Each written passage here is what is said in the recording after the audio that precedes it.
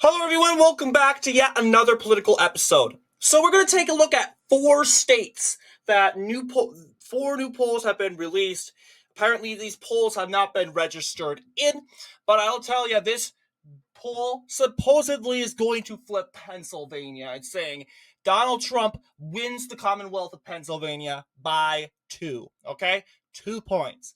And when we take a look at this, it says, yeah, that poll has not been registered in yet, but I will tell you, once that poll is included here, Trump should be close. We leading in Pennsylvania by barely a point. I don't know. I'm hoping for sure Pennsylvania is going to flip in May by May 1st, and I can put my a hoping I really hope that that would be the case. So we're going to go ahead and take a look at these said polls in the said states here.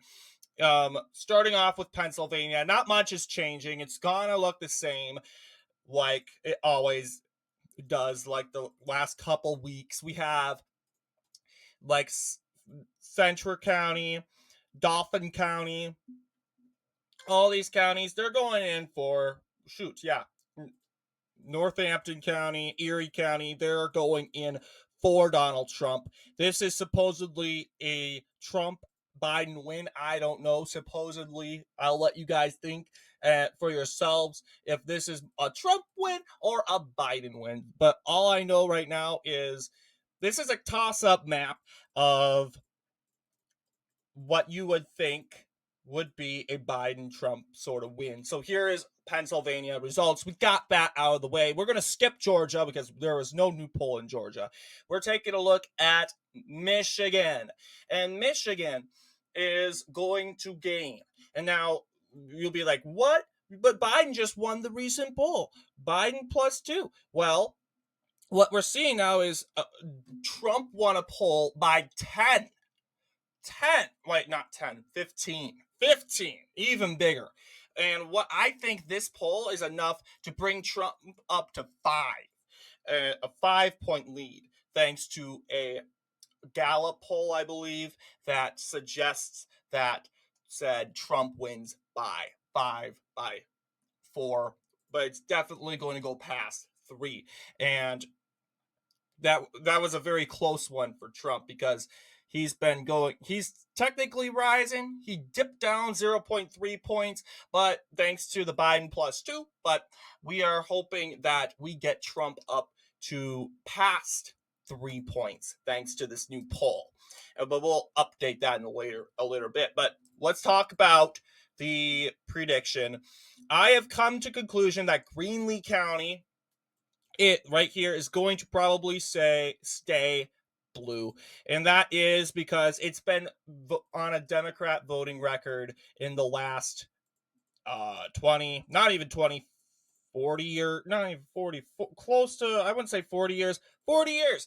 It's been on the more of a track since 1988, more on the Democrat track. It's being very hard to win this county, although it's getting more moderate. Yeah, supposedly, but yeah, in my opinion, yeah, it's probably very unlikely that we are going to see Greenlee County go for Trump. However, I do think it could go for Trump. It could be like in the leaning or tilting category. It's usually in the leaning category. It went for Biden by 9, but I think for certain, it is probably going to dip down to 1 point margin or less than a point of a margin for a Biden win.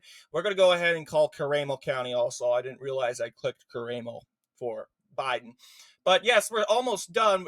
The main question of this video is going to be Wisconsin. And in Wisconsin, we got a registered poll suggests Trump wins by 10, and that's going to increase, as you know. And Trump has been winning the recent polls.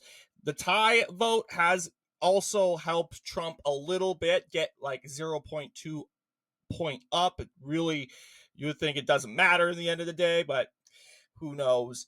But yeah, we're going to be talking about, yeah, you'll see. Very close race. Biden starting out strong. in the end of the day, well, yeah. But yes, we're going to go ahead and take a look here. We're going to take a look at a recent election that was in the 2022 United States Senate election. I still think that's recent. A lot of people say it's not recent anymore. It's 2 years ago, but it's the recent Senate election, if you will. And we see Ron Johnson, win this election by 10. Okay? Not 10, 1. Okay? 1 point. And what we need to be seeing is supposedly the Republicans overperform Johnson's record by 1 point, as what polls are saying right now, by exactly 1 point. And we're going to take a look at that. Take a look at the county results. Take a look at the margin. You see Sauk County. It could have been winnable. There's also Portage County. I don't know. I think Sauk County very well could have gone to Johnson. It's probably going to look like this, but Portage, I don't think Portage is going to go so much for Trump anymore. I don't know. But what I'm going to think here is Sauk County has been a stubborn county in the last couple of years. It's been more Democrat, and it's getting more Democrat. We were unsuccessful in winning this county in any of the 2022 gubernatorial, or just said 2022 state election races. This is a very hard county to win, despite being so close. It's the least Democratic county in the bunch. But I would technically say Door County, but yes, out of the Mandela Barnes counties, Sauk County seems to be the less Democratic. But in the end, it seems very difficult to flip. We'll call Eau Claire, but yeah, I do think in the end of the day, Sauk County goes to Biden by 0.4%, 0.3 I'm envisioning, but very, very close race in this county. Probably the closest race in the state of Wisconsin. Of course, these polls do not include, as you know, the said Kennedy and third party said sort of deal. But yeah, we're going to go ahead and call. This is probably what it's going to look like. I'm kind of hesitant, but this is what it's kind of made itself to look like. And of course, you don't need Sauk County or Portage County to pull a 2-point win. It really does depend, because in reality, Trump won Wisconsin in 2016. Let's go back to I want to say 8 years ago. 8 years. You're going to see the 2016 election. No, that's Michigan. No. Yes, you'll see, guess what? Sauk County went to Trump barely. He also won Door County. But that even didn't give him a 1-point win. It gave him a win of 0.77% of the victory margin. Okay, so it comes to, and that was because we can blame Johnson for that. Where is the third party? I want to see the complete results. General election. Yes, he ended up taking 3.58% of the popular vote. Gary Johnson. And then came Jill Green, who won 1.4% of the popular vote.